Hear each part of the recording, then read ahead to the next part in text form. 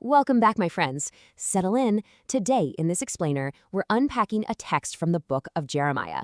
It's a story as old as the hills, but honestly, it's as fresh as the morning dew. We're talking about the raw, sometimes messy human experience of love, betrayal, and, well, the absolute shocking boundaries of mercy. So, let me ask you this. Can a shattered vow ever truly be forgiven? I mean, think of the deepest betrayal you can possibly imagine. A situation where trust isn't just broken, it's dragged right through the mud. Now, human logic tells us to walk away, right? Just lock the door and throw away the key. But the source text we're diving into today, it asks us to look at a completely different kind of response. Section 1. The broken marriage. To really grasp this ancient message, the text uses a massive, profound metaphor. It takes this huge, cosmic, divine relationship and brings it right down to the most intimate human bond we know, a marriage. On one side, we have the husband, representing God. On the other, the unfaithful wife, representing the nation of Israel. It's essentially saying, look at this home. Look at how completely it has been devastated by infidelity. Now, right in the very first verse, we get this incredible plot twist. The text says, "Thou hast played the harlot with many lovers. Yet return again to me." Let's put that into plain English. The husband is saying, you've given yourself to everyone else, you've completely shattered every promise we made, and yet I want you to come back. I mean, wow, that is a shocking invitation. By every law of the land back then, a polluted marriage was completely finished, done. But here, the husband is leaving the door wide open. But what about the wife? Well, she's not exactly rushing back with tears in her eyes. The text uses this incredibly striking ancient insult. It says she has a whore's forehead. Now, this isn't just about what she did, it's about how she felt about it. It represents absolute shamelessness, a complete, stubborn refusal to feel any guilt or embarrassment. Even when her actions caused literal droughts, holding back the rain from her own land, she refused to blush. Completely unapologetic. Section 2, A Tale of Two Sisters. Now the plot really thickens. The narrative introduces a tragic family complication, splitting the nation into two sibling factions. First up, we have backsliding Israel. Her crime, spiritual adultery. She's out there worshiping idols, as the text says, upon every high mountain and under every green tree. The consequence for this was severe. The husband handed her a bill of divorce and sent her away. But you see, her sister, treacherous Judah, was standing right there watching this whole thing unfold. And here we hit the tragic irony of human nature. You'd think Judah would see her sister lose absolutely everything and say, I need to be careful. I cannot make that same mistake, right? But no. The text says Judah feared not, but went and played the harlot also.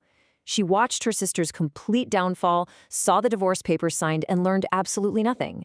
She went right ahead and committed the exact same crimes. Section 3. The Fake Apology. So, when Judah is finally confronted with her own betrayal, her response is, well, it's incredibly frustrating. The text uses this brilliant old word, feignedly. It says she has not turned unto me with her whole heart, but feignedly. What does that actually mean? It means she faked it. She put on a whole show. She offered this completely empty apology, just going through the religious motions, but with zero actual change in her heart. She said all the right words, sure, but she didn't mean a single one of them. And this leads to a massive, crucial point in the text. It makes this shocking declaration. Backsliding Israel is actually more justified than treacherous Judah. Think about that. Why?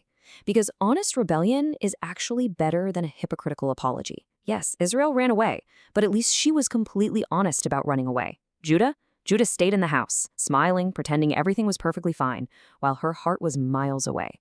A fake apology, my friends, is basically an insult to the person you've wronged. Section 4. An Unexpected Invitation. Now we reach the absolute climax of the text. How does the divine husband react to this massive, tangled mess of rebellion and hypocrisy? Just listen to the deep emotion in this offer. Despite everything, the shamelessness, the betrayal, the fake apologies, a voice cries out toward the north, "Return, thou backsliding Israel, for I am merciful." And look at what is actually required for healing here. Only acknowledge thine iniquity. That's it. There's no massive penance, no impossible list of tasks. Just brutal honesty. Admit what you've done. Name your mistakes. And why in the world is this mercy still on the table? Well, the text pulls us right back to that marriage metaphor with these incredibly powerful words, "For I am married unto you." You see, despite the bill of divorce, despite all the wandering and the deep pain, the bond is still being claimed by the husband. The love literally outlasts the betrayal. This builds into a beautifully clear path forward.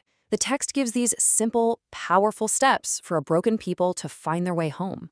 Step 1, acknowledge the iniquity. Just tell the truth about your mess. Step 2, return to the divine. Turn your face back homeward.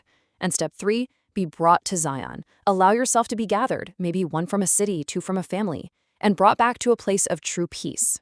Section 5, a rebuilt future. Because as we all know, genuine reconciliation doesn't just glue broken pieces back together. It makes everything completely new. The text paints this incredible, hopeful picture of a healed future. It promises leaders, pastors, who will actually feed the people with real knowledge and understanding, instead of just empty rituals. It promises that Jerusalem will be recognized as a true throne of the divine presence. And perhaps most beautifully, it promises that the house of Judah will walk side by side with the house of Israel, that fractured family, those two sisters who lost their way, finally reunited and walking together in peace. But here is a detail that would have absolutely floored the original listeners. In this rebuilt future, the text says the Ark of the Covenant will not even come to mind. It won't be remembered. It won't be visited. Think about that. The ultimate religious symbol, the literal golden box they built their entire faith around, just forgotten. Why?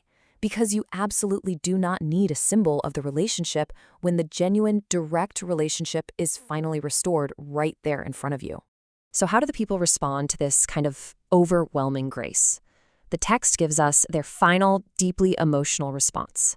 They say, "We lie down in our shame, and our confusion covereth us, for we have sinned against the Lord our God." They finally drop the pride. That whore's forehead we talked about, it is completely gone. They replace their shamelessness with the raw truth, finally admitting their failures from their youth straight up to that very day. Listen, if you take only one thing away from our time together today, let it be this. True forgiveness demands brutal honesty, not empty rituals. You simply cannot fake your way into healing. A feigned apology, it heals absolutely nothing. The only way forward, the true way to repair a broken bond, is to step completely into the light and speak the whole, unvarnished truth. So, I want to leave you with this final, provocative thought. When you look at your own life, your own apologies, your own relationships, are you just going through the motions or are you bringing your whole heart? Really think on that. Thank you so much for joining me for this explainer. Until next time, stay curious and above all, be honest.